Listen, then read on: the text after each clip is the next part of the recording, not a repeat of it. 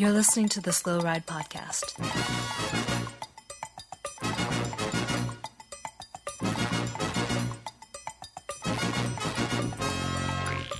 Bikes, advice, and rumors straight from the source.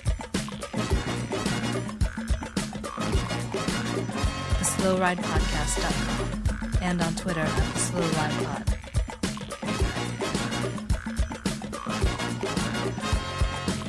Enjoy the ride.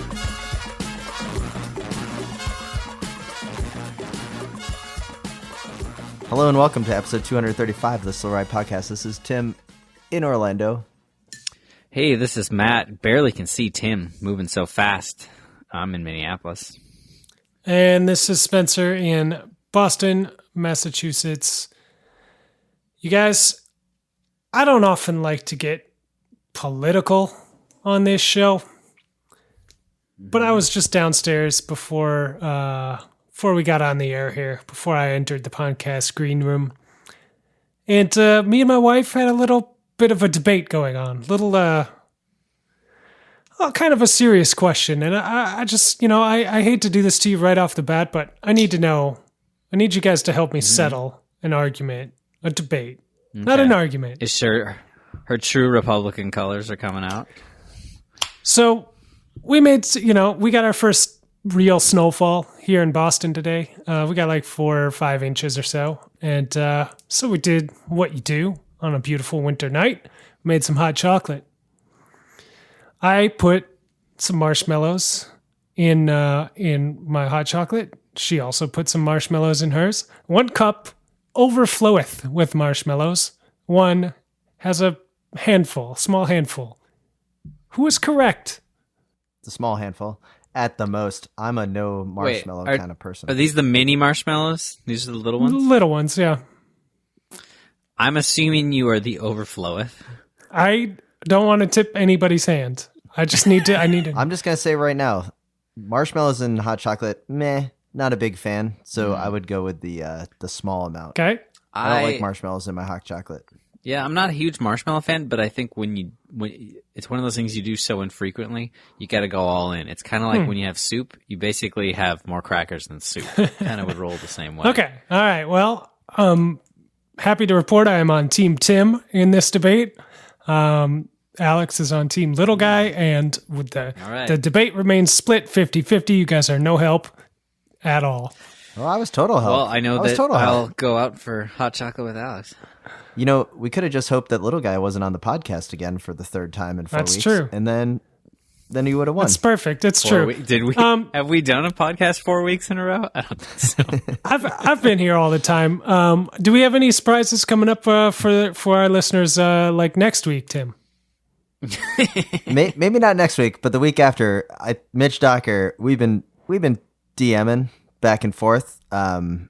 He's excited to come on the pod and to do the jersey draft, and we have a lot of real life questions to ask him, like, is the dot matrix fade on the red lotto jerseys as awesome as it looks like on TV in real life? I don't know. There's just a lot of things that we need to find out. So I'm looking forward to the jersey draft with Mr. Mitch Docker. Okay. Sounds good. Yeah. Little Guy, I know we're giving you a little bit of flack because you were gone, but is there anything that you would like to editorialize for the 2nd episode that you missed recently? You had a lot on the 1st episode. Now or forever hold your peace. I just feel like in the past, possibly you guys maybe talked a little trash about the lamprey kit. I know, Tim, you were telling me in the green room that you have the kit and all that, but I feel like if we go back in the 4, 5, what have we been doing this? 35 years that we've been doing this podcast together. Mm-hmm. I feel like there's some episodes where I probably picked the lamprey kit for our jersey draft, and you probably gave me crap for that. Probably. That's the beauty of the lamprey kit. You can love it and hate it at the exact same time. Yeah, I don't know. I take a little issue with the way you guys were characterizing your continuous love for that kit. I feel like, I don't know. I just felt like, I don't know. It's all right. Just get on the record. I'm glad you're on Team Lamprey now. Okay. Just go on the record here, though. Quit deflecting. Are you into the Education First kit or not? I love it. Okay. Nailed that one. I obviously love it. Nailed that one. Yeah. It wasn't that hard. What? How? I mean, no. Spencer was spot. Spencer was spot on. Spencer, and too, what you were saying about like something I'd make in my backyard or something like that. It reminded me that I haven't made many tie-dye shirts myself for at least 10 years. I think it was my last place I lived was the last time I made some tie-dye shirts. And I was like, man, I got to make some tie-dye t-shirts for this coming summer, you know? So maybe some custom ties. Yeah, maybe head out to the performance bike shops before they go out of business. Grab yourself some all-white jersey and bibs because they're definitely going to still be on the racks. And that would be so good. Do yourself up a little EF inspired kit for the season. I know you're riding unattached, so I am. Well, maybe that would be so good. A little homemade education first kit. Oh my god! Well, and little Spencer, guy, if you that's bring brilliant, and I'm going to do that. I'm going to make that my mission. I love it. If you bring that homemade kit to like Almanzo, there's a good chance that you'd actually see some education first riders, right? Like the Go Adventure team.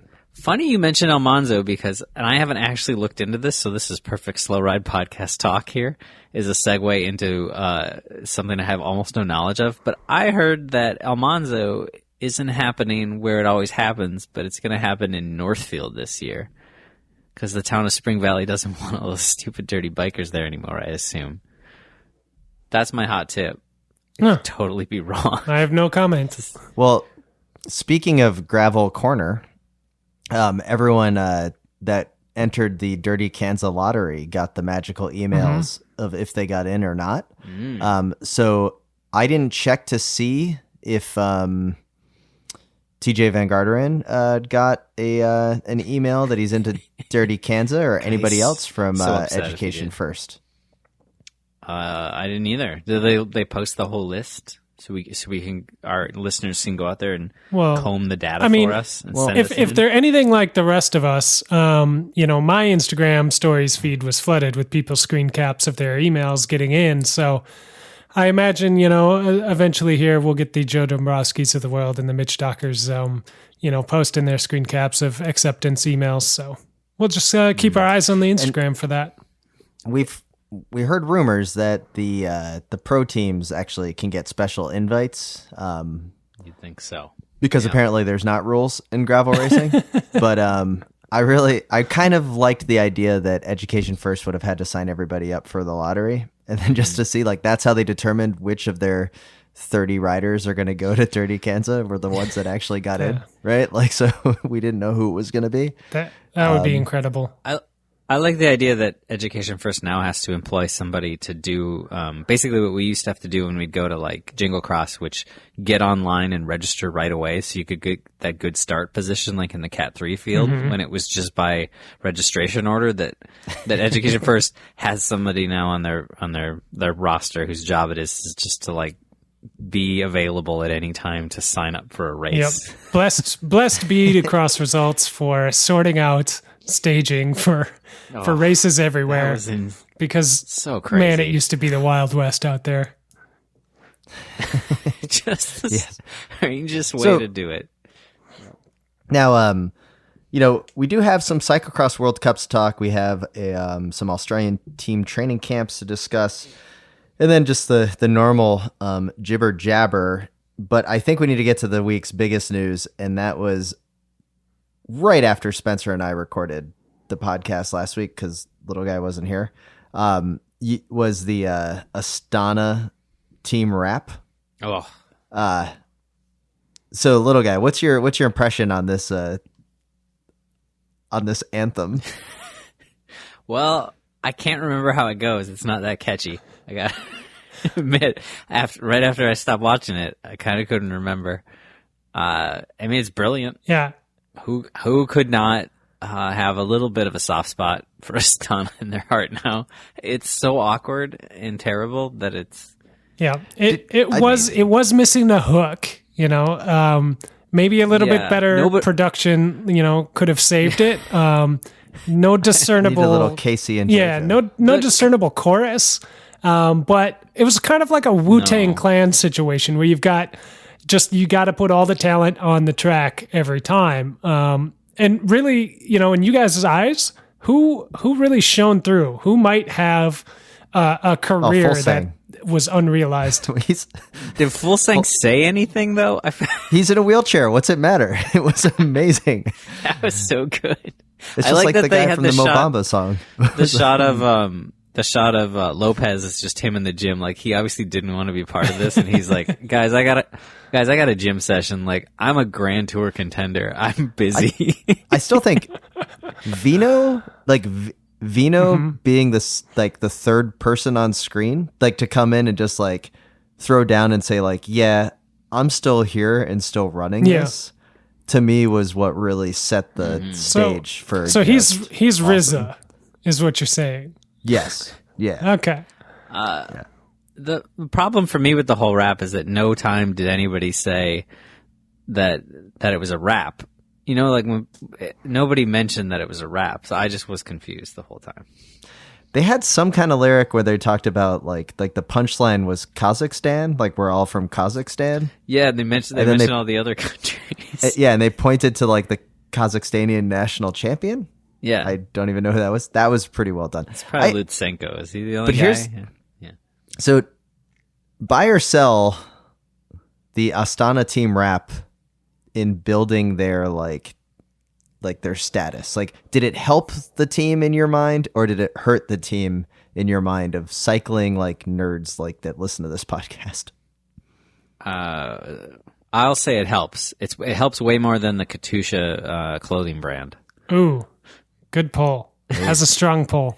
Yeah, I'm gonna say I'm gonna buy on this one as well. I think it could be done better. I think there's a lot.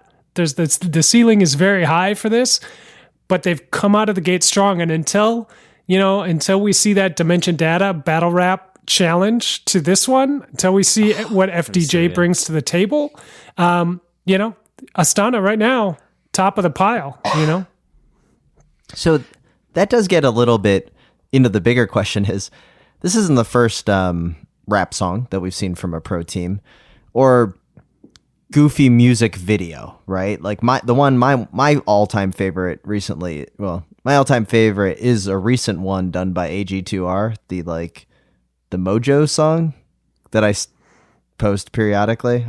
I'm sure I'll find it and post it on our Twitter account again, but that one I thought was well done because they're like dancing underwater and there's just like it's just got French pop superstardom all written all over it. Unfamiliar. This one's just a little goofy. Like it's good. It definitely helped their skills for the listeners of the Slow Ride podcast.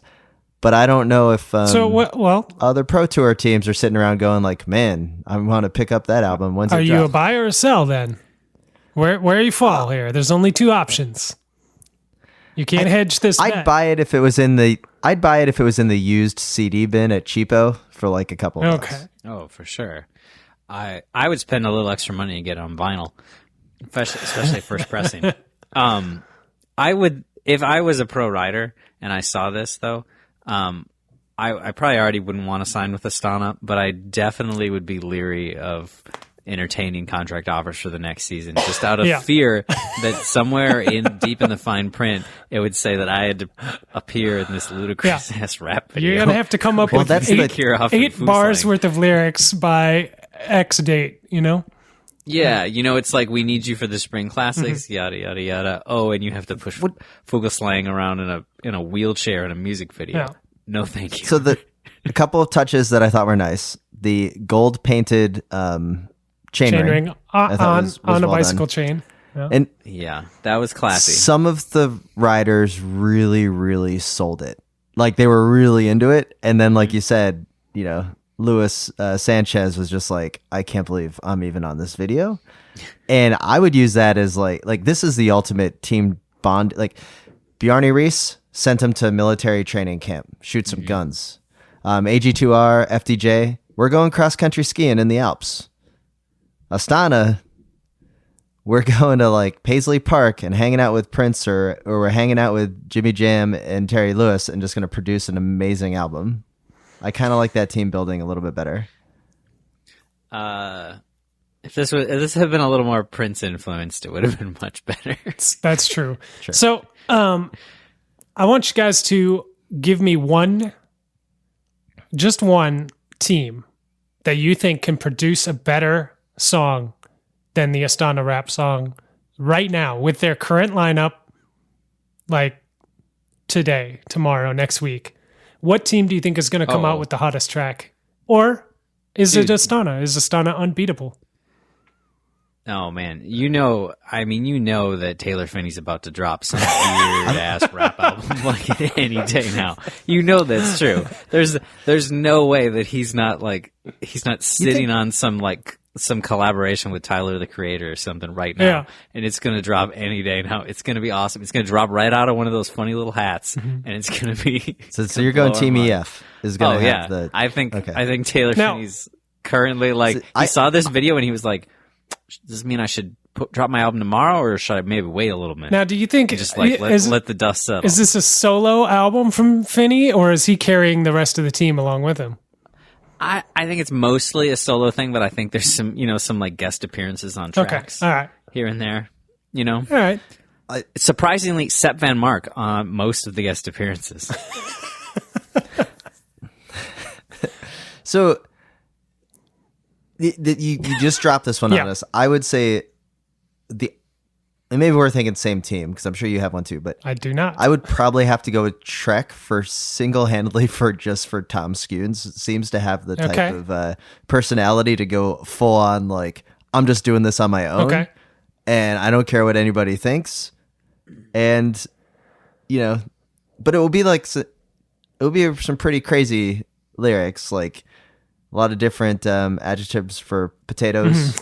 I feel like we'd learn a lot about Latvian history. Yeah, a lot of potato-based. But rhyming. I think that could be I think that could be a real banger. Okay. Yeah.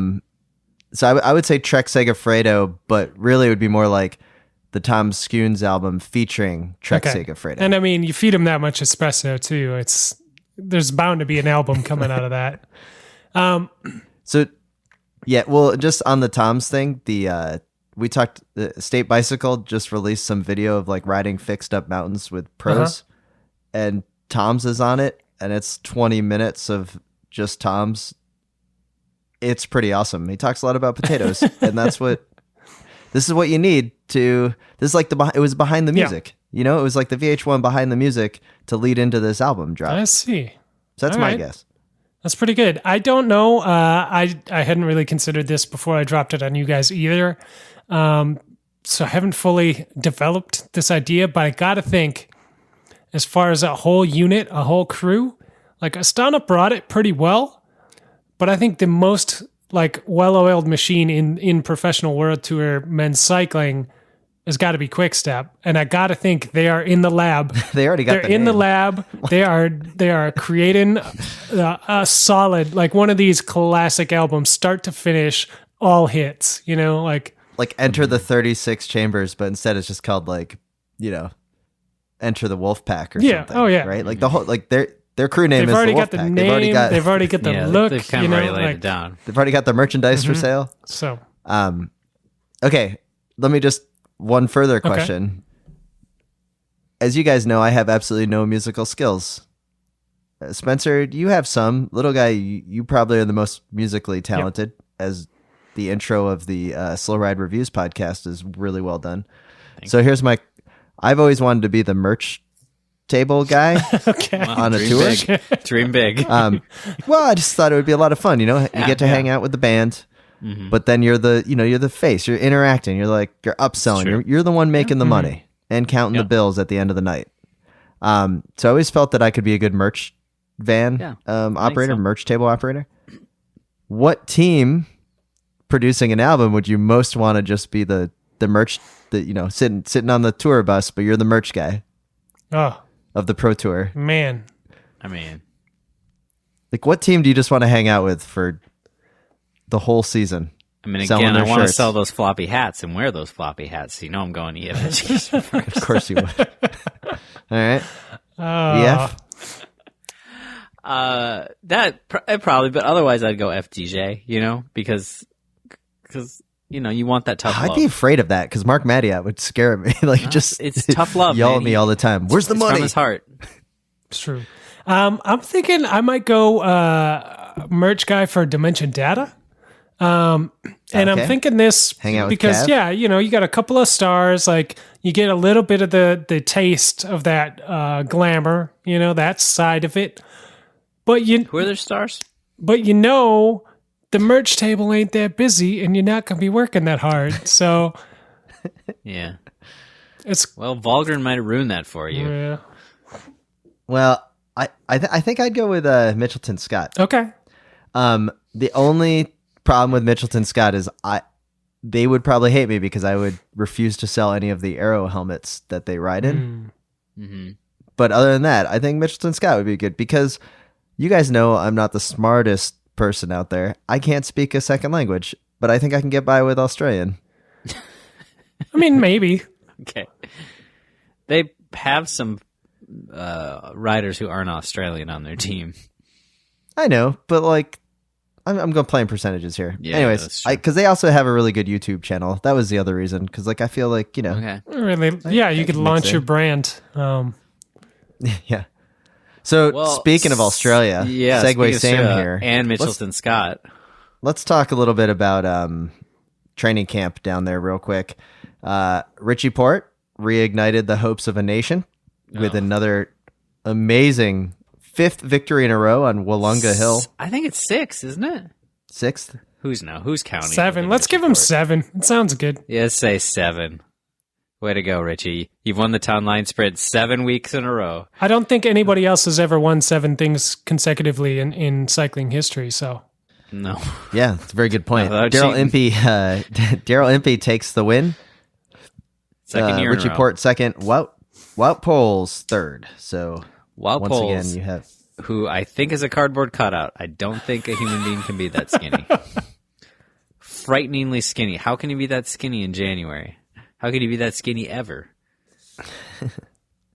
well, team train camp is looking pretty good, and I don't really have anything else to add. So- I didn't watch any of the racing. well. No. Now, here's the thing. We saw some sprints, and then we saw Richie Port dominate the climb, essentially, in the race.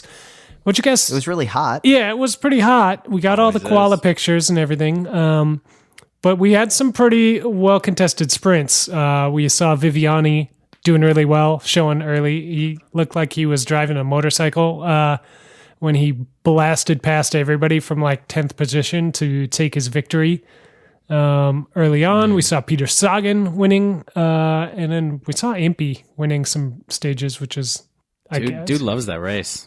There was a fist bump between Sagan and Sanchez. Yeah. that was all right. I Post-race. guess. But how you feeling? How you feeling about Sagan? At training camp. How's his camp looking? How's Viviani's camp looking? What can we expect out of these guys this year? Is Viviani in Milan San Remo form? Not until he goes to Tour of Oman, and we can really see if he's going to bring it. Sagan looked good. I think Sagan looks like he's flying. He's got a good mustache. Mustaches are big in the peloton. If there's one thing we can take away from training camp, is that mustaches Yeah. are the new Aero helmets. I mean, they must make you faster. 2019, definitely year of the mustache. I'm not familiar with the... I like it, though. It looks good. Yeah. I'm not familiar with the Zodiac, but I'm pretty sure it's year of the mustache. Yeah. I think you're right. And I think I looked at my chart this morning, and that was what it said. Nice. So, anyways, training camp. To be honest, I cool. I guess it was cool to see Caleb Ewan like be the team sprinter, right? Something that he kind of has been in the past, but didn't get the chance at the tour this past year. Yeah. So I'm excited to see what he's going to be able to bring. But racing season starts at like Torino Adriatico. We've talked about this, like those.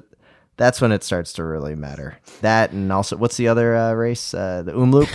That's what, Umloop. February Do you guys? 17th. So speaking of that, on Innering today, he had kind of like the UCI points thing, like a breakdown, had all the charts. It was really well done. If you want to see where all the points are, go check it out. But yeah, races like Umloop, you get less points for winning Umloop or E3, which is one of the 5 best races of the season, than you do for winning stuff at a Tour Down Under, which is bonkers. Who cares about Tour Down Under compared to winning the Umloop? Our thousands of Australian fans, little guy. That's who cares. know, You can't it's do this important in during Aussie But Corner. that's like telling me I'm not. It's fine. But it's too early, and it's not. It's just not that important. It's just not. Like, I'm sure it's a good time. Like, I would have loved to have been in Australia at the race. That sounds awesome. But like, I would love to go to a really nice warm training camp in a lovely place where people have cool accents and they hand you tall beers. But it's just not as important as the first Belgian race of the year. The first real Belgian race. I don't know. Well, with that, I think we're closing Aussie Corner and Team Spring Training Camp Corner, and we should get right on to the Preem Lap.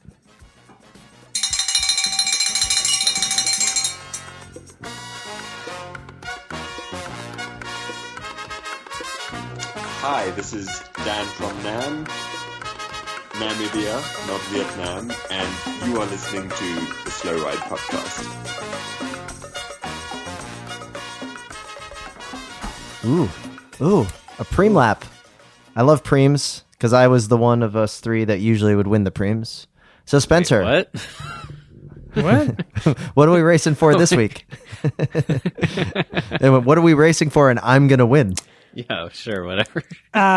This week, as always, you guys should know, be well aware that we are in a strong partnership with Grimpeur Bros Coffee, bringing you two different coffee blends now: the full Schleck light roast coffee and the Cyclocross Friends espresso blend. Both of these are available now. You can head to wideanglepodium.com/coffee to pick those up. That is the best way to pick yourself up in the morning, the best way to tip your mechanic at your local bicycle shop who did all your suspension work on your mountain bike in the off season here, because I know you guys are all doing that right now and they're not waiting till the last minute. Yep. And anyway, and it's a delicious treat for you or your friends or your family or whoever is going to indulge in those delicious beans. So you support the network and you support great coffee and other cycling when you buy them. So that is where we're starting with the Preem this week. And that's wideanglepodium.com/coffee to find out more and take advantage of that subscription plan. It's pretty rad. And also when you go over to wideanglepodium.com, you can check out the family of shows of independent cycling media, everything from Consummate Athlete, The Gravel Lot, Bike Shop CX, Crosshairs Radio, Cyclocross Radio, and the Slow Ride Podcast. We're stoked to be on the network, and we'd like to thank all of our listeners and supporters. Yeah, and we are working diligently on getting another Slow Ride Reviews episode put together. We don't have a schedule for this show, so they'll come kind of hit, We got some gear. Yeah. Yeah, And we're trying it out. Actively reviewing currently. So We are actively reviewing some gear. And we're thinking, we're pondering.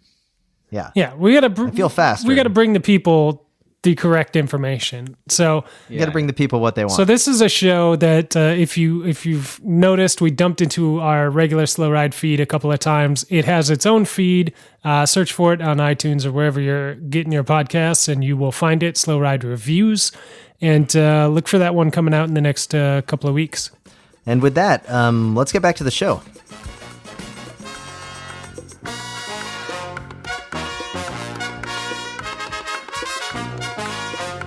Hey, this is Mo Bruno Roy, and you're listening to the Slow Ride Podcast.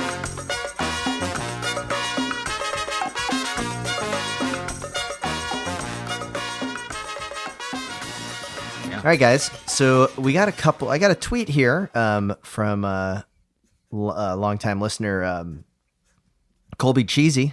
And he hits us up and he says, Ilya Viviani was racing on a gold frame at the Track World Cup in London recently.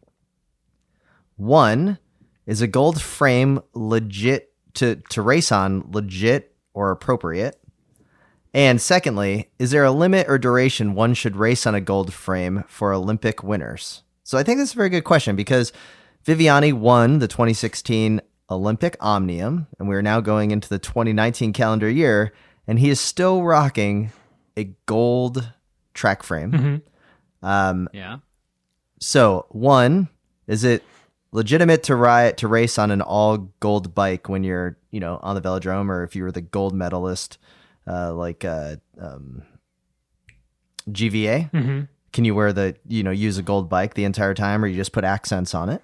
And secondly, when is the, sunset clause on this winning the gold medal and you no longer can wear the gold bike?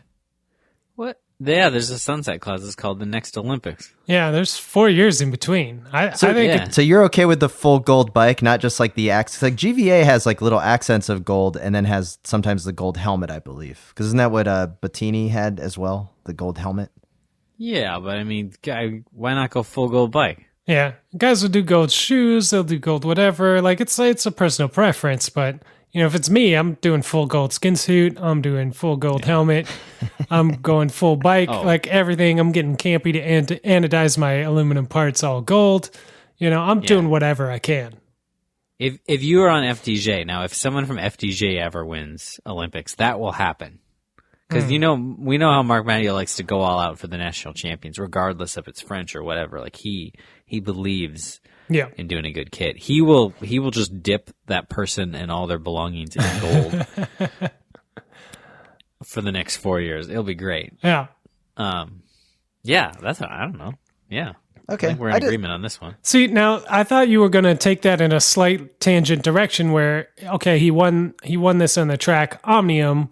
So if he's doing a Madison race or something else, should he ride a regular painted bike, which maybe you could get into a little bit, but I still think, if you won it, and you got it for 4 years. That's why you went there. So, yeah. I guess when Vinokourov won the gold medal, did we even get a chance to witness him like with the full, gold bike and... No, I guess that was before people went full tacky. Maybe, but was it? I don't remember. But I feel like Bettini maybe kind of. Sammy Sanchez had the gold helmet. I tend to remember. Yep.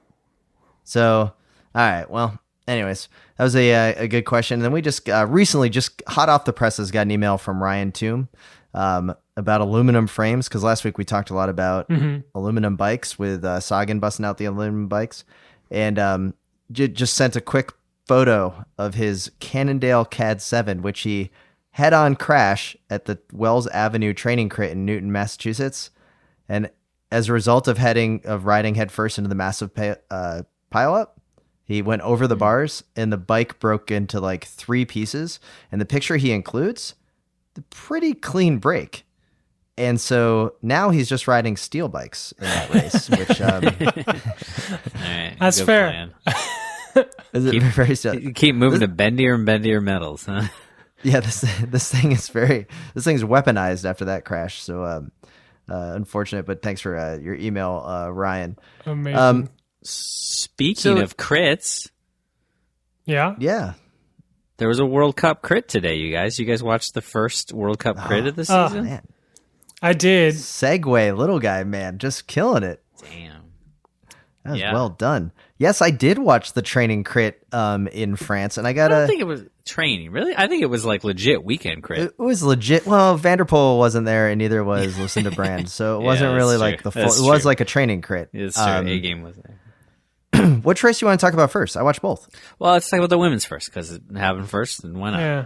Chronological order. It is a little sad, like you mentioned, Tim. Lucinda Brand was not there, so we couldn't have the Dutch 1 through 6, and instead we only got the Dutch 1 through 5. Yeah. couple of notes that I have here. One is on the start. If you go back and watch the start, Voss takes the whole shot, and then Alvarado, the U23 World Cup leader, is in second. But the whole time she's racing behind Voss, she's like adjusting her helmet. Like I think she's on a laser helmet and has the roll sys. Mm-hmm. And she's up there trying to like tighten it or something. And it's really strange because she's sprinting at full speed to stay on Voss's wheel, but she's only got one hand on the bars as she's trying to tighten the helmet. That's strange. That's pro. It was very pro. And then there was another classic scene of, I don't know the woman's name, but she was in the break of 3 and she gesticulated wildly, like, "Why aren't you pulling through?"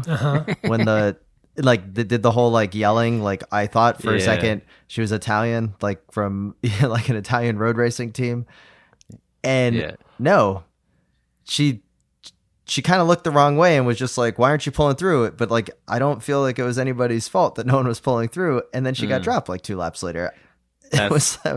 I mean, I think that's probably what Voss said. Was a little bit later. She's like, "Because I'm saving my powder for this," and then she dropped her. Because I'm Voss and I'm way stronger than you and I'm way smarter than you, and now I'm gonna crush you. Did you see this? Yeah, no, I saw it too, and and all I could think was, because Voss knows it's the middle of the race and she's saving it to crush the last 3 laps. That's why she's not pulling through. If you're gonna make like the motions and get really angry, and I've seen like men do this, like, I just like, if you're gonna do that, you better finish with the lead group. Like you're basically saying like, yeah, it's tough. I'm not doing all the work here. And then it's like, oh wow. Well, and then Voss just she finished. She had a good finish, but I mean, yeah, I agree. Yeah. Don't you think that's like a desperation move, though? Like, if you were in that group, you would have pulled, like, "Hey, guys, pull through. Like, I need to sit on the back. Like, I can't do all of this work." Maybe. Yeah, if I could have ever gotten to the front, yes. Yeah. I mean, even the group you're in, like, off the back. So, yeah, right. Come on, help. And then Voss just destroyed it on the last, like, quarter of a lap when she attacked. What was the woman's name that got second? That's on the front Denise for most Besma. of the race. Besma? Yeah. And I have to admit, once again, a little disappointed that after the race, Voss gave a hug. I don't want Voss to give hugs to anybody. I just want Voss to go to become like the Terminator and just destroy everybody. It'd be awesome. Oh man, she's too nice. She crushes them and then she picks them right back up. She can hug everybody after she wins the world championships again and reminds everybody that she's arguably the greatest cyclist of all time. Yeah. And then, she can be friendly with everybody. I love the idea that she's that ruthless out on the race course, and then afterwards she's like the nicest person. It's great to me. Like, is it like the nice, like, it's like, yeah, I just got done destroying you. Here, let me give you a hug. Like, I mean, don't take it personal. I'm the best. That's one good way to look at it. I like it. It's definitely easier to be that friendly when you just beat everybody into a pulp. Right? Yeah, it's a personality thing for sure. And I think only the most ruthless of killers have it. So I'm kind of into it, especially when she's destroying the field like she did. Like, I have not experienced this on the level, obviously, like that. But in my own experience, like, the only time I've felt that is riding with Mo Bruno Roy, because she will absolutely shred me. And then after the ride, be like, "Oh, hey, do you need a Cliff Bar? Do you want the?" Like, she's the nicest person. And I'm just like, I'm no longer a human. Like, I am destroyed. Yeah. And then the men's side of the race today, that was a full-on training crit, more so than the women's race, just all together until Lars van der Haar bobbled on the steps and kind of created the split. But then Lars van der Haar brought it all back together again. I kind of wish he didn't do the bobble, because who knows what would have happened. Because it would be great to see him win a World Cup race. But he had a chance. He Wout van Aert takes the victory over Toon. Yeah. Aerts in second place. And we got to give Van Toorn out some love. Last lap was great. I mean, if you don't watch anything, just go back and watch that last lap, because it is a lot of fun. And Kevin Powell's flatted, but ended up getting 8th place. And Minnesota superstar Josh Bauer showed up and did the race. A fan of the podcast. Did you see what he finished great to see in? Him out there. He finished, I believe, in 47th. He moved up, because I saw he was in 50th. He moved up last time I saw 4 the spots. flashing. Nice, Josh. Good from work, his. Man. He was the very last person to stage. God, that race was so fast. Holy crap! So I don't know. That was a great race. Anyway. It was a ton of fun. I guess maybe it is more fun without Van der Poel. He would have just walked away with that. He would have ridden backwards the whole time. Yeah. He would have just jumped. He would have like got at the start and flipped around and sat on his handlebars and been like, "I'm going to try to challenge myself today, guys." Lars van der Haar also was doing a little bit of a style and profiling on that bunny. There's like a bunny hop section. Yeah, he's doing a little That's like cool. Kind of tail whips. It's pretty cool. That to was see. cool. So I think now I know you guys have been talking big game for WOW for World Championships, but I think that because Van der Poel skipped, usually he just shows up and crushes everything with no regard for rest. But I think because he's obviously taken a little rest, he's eyeing Amstel Gold. I think he's going to win World Championships. Really? Oh, you think that's a possibility, do you? Well, I mean, it's smart money's been on that the last few years and it hasn't worked out, right? I would put a lot of points on him to win. Overall, right. That is for sure. I'm still on Team Wout. I'm still on Team Wout. All right. Dude, I It'd be think great he's to got see too Wout much do muscle. it. He's got way too much muscle. There's no way. So, Spencer, He does look bigger. I'll give you that. we were talking a little bit about Wout not winning the Belgian national championship, Right. and more than likely losing the world championships, and he's not the European champion. So next year we're going to see a Wout van Aert team jersey for the first time in like what 5 years? Potentially, that yeah. he's going to have a trade team jersey. That's going to be Yeah. pretty Like exciting. I still don't think he has one for this team that he's on right now. Like, No. Yeah. He probably the day after the World Championships he puts on the jumbo jersey. yeah, You know? it's probably true. So now over this past weekend, I was able to get a bunch of riding in because the 9th annual Doc Hollywood is coming up. I've talked to you guys about this ride for the last 9 years, and I hope one of these years you guys get to come. It is Me the too. ride. It's a legendary ride. The ride you're going to tell your grandchildren about. And it is in Micanopy, Florida, where the greatest Michael J. Fox movie ever was filmed. Debatable. Don't watch it with your kids. It's an R-rated movie, and it's Is an it R-rated Michael R-rated, or J. is Fox it- movie, which is a little weird. Is it really R or is it like 80s PG-13? There's There's nudity. nudity. It's rated R. Okay. All right. Gosh. A Weird great movie. The bike ride is even better. I went out, crushed the course with a bunch of friends 2 weeks ago. Had a great time, and it is in the country. It is the deep country. Like when you go into the store, like the corner store we go into, they had Salem cigarette hats for sale. Nice. They had a lot of NASCAR buckles for sale. Like this is like it is country. Pork rinds for sale.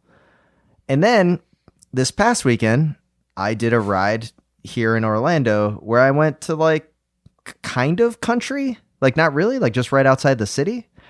And I wanted to bring this up to you guys that I have a new theory. Okay. That there's country and then there's fake country. Because when I'm out riding the Doc Hollywood course in the country, there's absolutely no problems with traffic or cars. The people that see us out there, they're like usually in like a old Ford Ranger pickup truck, maybe a Silverado. Lots of hand waving. Like people just, hey, you do your thing, I'm gonna do my thing, just don't bother me, right? Yep. But then when you're in like the fake country, which tends to be a little bit closer to the cities, you get the people that think that they're country, and then they're just the biggest jerks in the world. They all drive Pontiacs or ridiculous trucks, and they're flicking you off like any moment they can, and they're like listening to their Travis Tritt. I don't even know who the country star is anymore. Toby Keith. Like, like they just really want to kick my ass because I'm wearing spandex. Yep. And it really bugs me. And I think that they're just fake and they don't get it. They really want to live like they're in the country, but they're not in the country. They're in fake country. See, I think there's a good way to tell, I'll go Tim, with you on this. is to look at the pickup trucks that are driving by you, and if you get the 2-door pickup trucks driving by, like a F-250 or something, it's a good sign you're out in the real country. But if you get like the Lariat version with the heated leather seats and the 4 full-size king cab deal. That's a $80,000 truck. That's not for working you're on in the the farm. You suburbs. know what I mean? So It's like when I was out riding the Doc Hollywood course, people were waving. They were riding their horses on the road that we're riding down, gravel road, and they're just like, "Oh, come on, guys!" And they're like, "Have a good day," Yeah. waving their cowboy hat at me, like they were like we made their day. It was kind of like when we used to go out in Durand, and like you'd see the Amish families on the side of the road at the Durand Road Race, and they'd be like, "You guys are awesome." But then when I'm out around cornfields, kind of close to a city, man, they really hate you. Like, get out of here. You're backing up traffic. true. I got to interject here quick, Tim. I just pulled up the Doc Hollywood information here on Rotten Tomatoes. Yeah. It is PG-13. It is. The 80s That's what I thought. or the early 90s, I guess, specifically were a different time, but it does have a 69% rating here on, Nice. That on Rotten Tomatoes. is they're grading on a curve. That movie, I don't know if it deserves that. It's the only reason I own metric renters, but it's still a great movie. Little guy.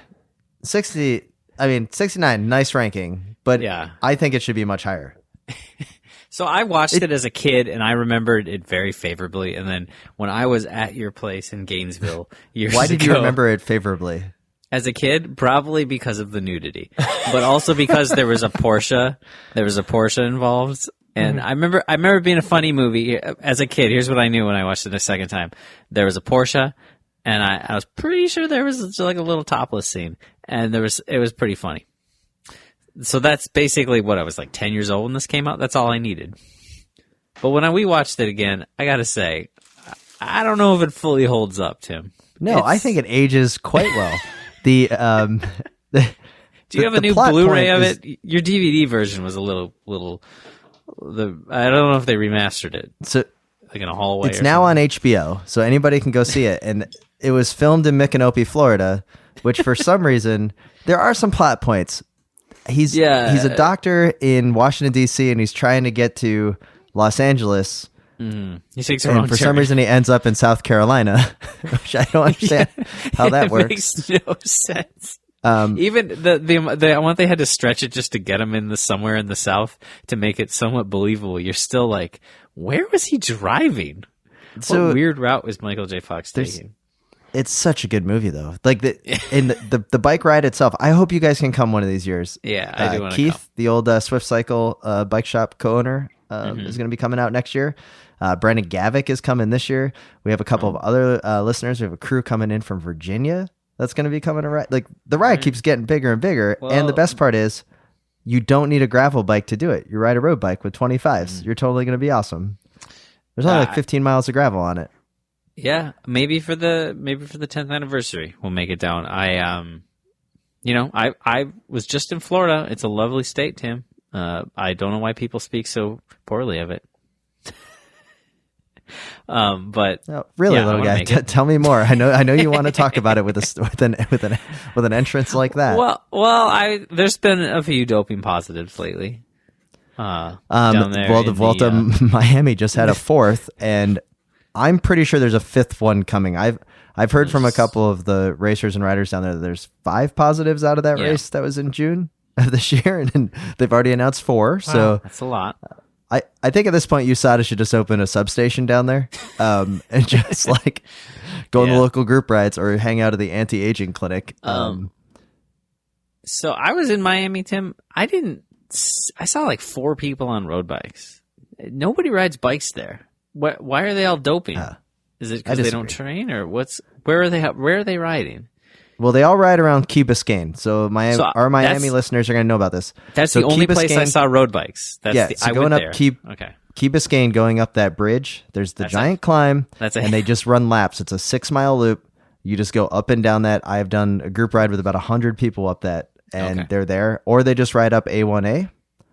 Or there's Avenue. one single route out to the Everglades National Park out through Homestead. And you only do that on the weekends, though. And it's really flat. There's a couple turns. Well, everything's really flat. The Key Biscayne thing makes sense because that's the only place I saw anybody riding other than on the sidewalk with a mountain bike with a bunch of fishing tackle on it. Yep. Otherwise, I didn't see anybody on bikes. So, well, that's a shame. There's a lot of bikes also over in Miami Beach with the bike share, and then also Coconut Grove has a lot of people riding bikes. So I saw a lot of Cannondales.